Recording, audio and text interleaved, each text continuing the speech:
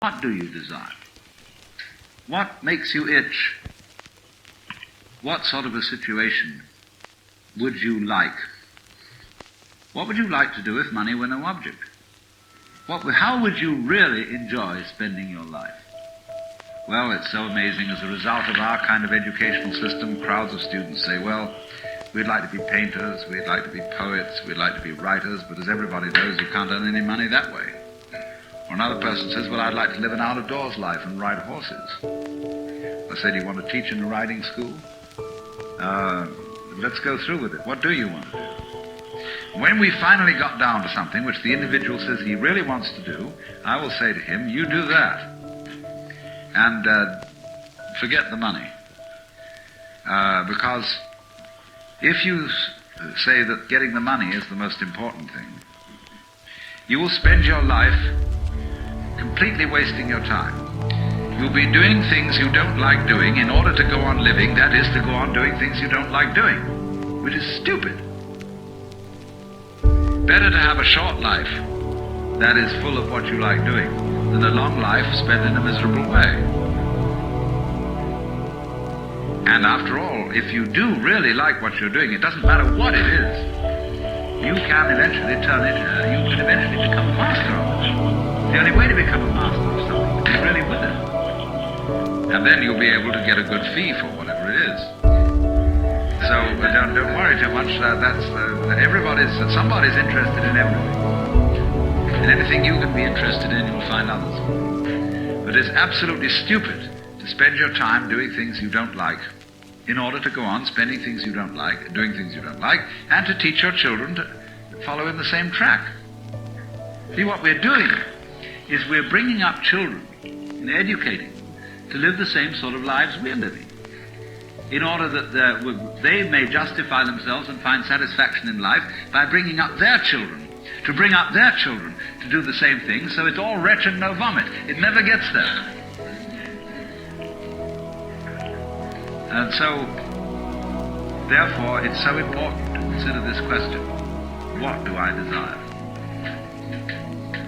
Well, when we answer that question in a naive way, we figure out that we want to desire, what we want is to control everything. To create girls that don't grow old, apples that don't rot, clothes that never wear out, conveyances that get from one place to another instantly so we don't have to wait, power available to do anything that you could conceive and do it just instantly like that, to get this funny technological omnipotence. But if you take time out to think about that and really go into it with your full strength of imagination and find out whether that's where you want to be, you will soon see that's not what you want. Because the moment you have a situation where you are really in control of things, that is to say, in which the future is almost completely predictable, you will see, as I said last night, that a completely predictable future is already the past. You've had it. And that's not what you want. You want a surprise. You don't know what that's going to be, because obviously it wouldn't be a surprise if you did. You want a pleasant surprise. But like you say, what sort of a surprise would be pleasant?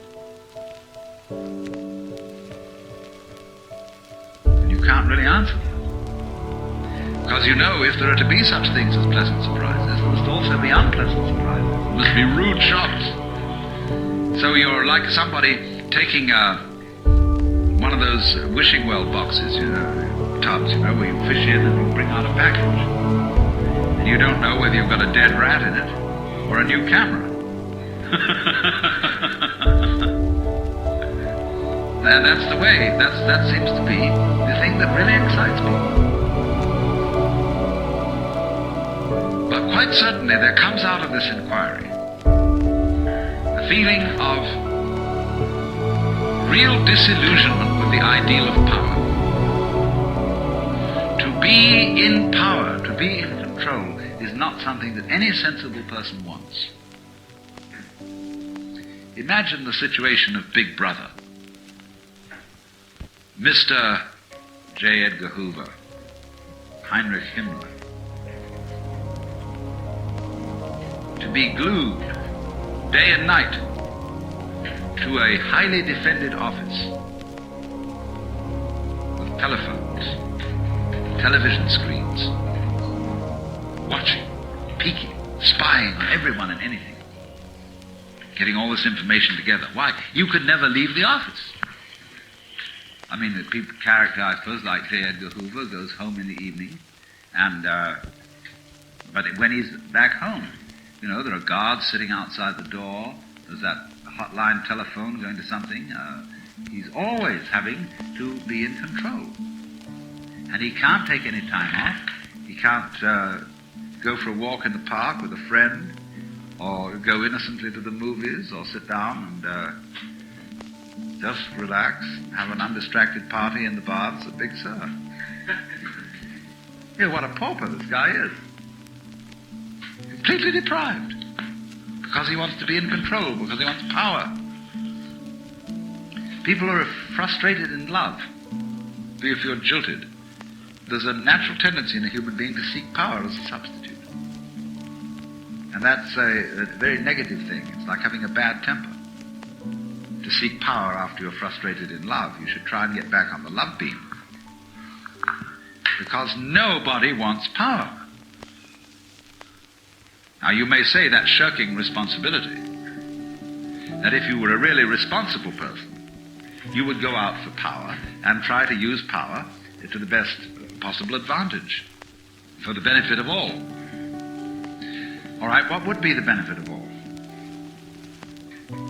Ask them. What do you want me to do with this power? I'm dictator. What would you like me to do? Well, nobody knows, because they haven't thought it through. They think of all sorts of short-range things, and they are largely conflicting and confusing, because they're not well thought out. But again, when it finally comes down to it, nobody wants to be God. Now then, when Oriental philosophy and religion was first introduced to the Western world, it was introduced under the auspices of people who were fascinated with power. It was introduced in the latter part of the 19th century, when we had heard all about evolution and how the human race was going on to ever greater heights, and we would eventually develop Superman, according to Nietzsche or G.B. Shaw, and H.G. Wells. Remember all that early fantasy of where evolution would lead through the development of technology. And so at this time, people like H.P. Blavatsky were talking about the mysterious wisdom of the East. And they phrased it, they commended it to us in a technological spirit. That there was psychic technology. That there was something that you could go way beyond anything that could be done through the physical sciences. You could cause your physical body to disintegrate to another level of vibration, and then transmit it and reassemble it somewhere else. You could live as long as you like because you control the fundamental processes. You could determine, if you decided to die, where you would be reborn, exactly. You would be a complete master of life. And so there are still innumerable books being sold which present Oriental philosophy and religion in this light. That charlatan Lobsang Rampa, who writes about Tibetan mastery. People read that because they think there may be a way of beating the game. So therefore, the wise men of Asia were represented through this kind of propaganda as masters of life, as for example people whose emotions didn't bother them, who could put up with any amount of pain by simply turning off their feelings.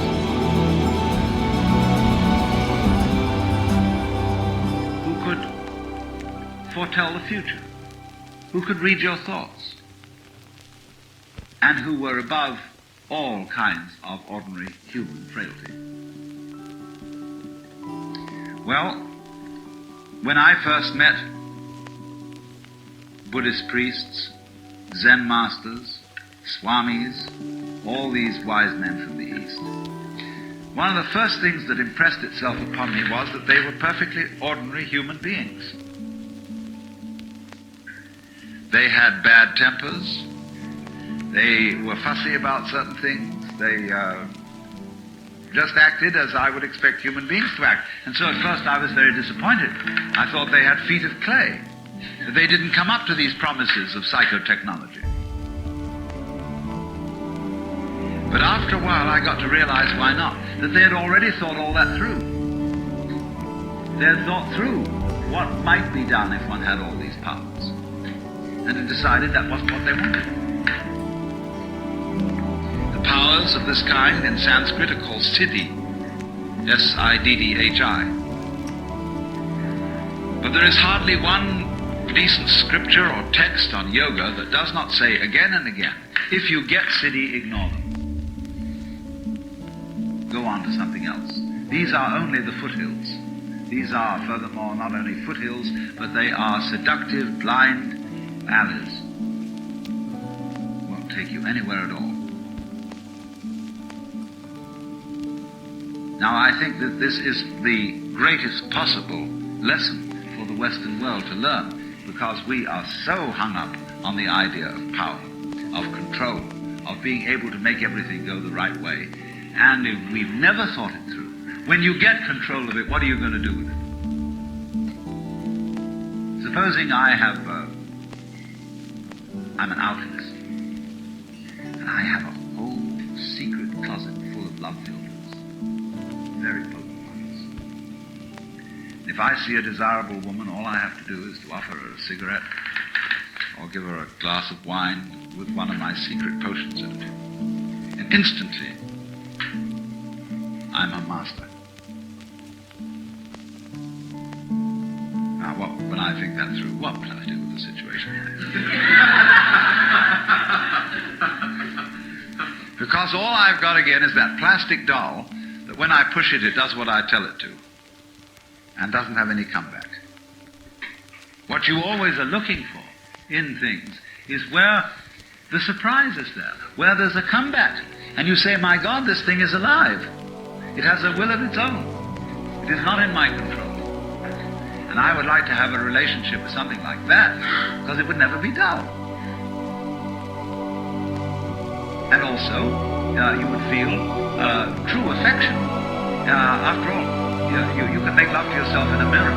You can have one of those Dutch wives. You buy them in a place in Kobe, where you get these rubber girls that you fill with hot water. And sailors take them on long voyages. But what an awful thing, when you realize that this thing has no gear, no surprise in it, no thing that it does on its own, you see. And so when you think things through like that, you understand you do not want power. You don't want to control everything. And therefore these Zen Buddhist masters that I met and others were not super occultists.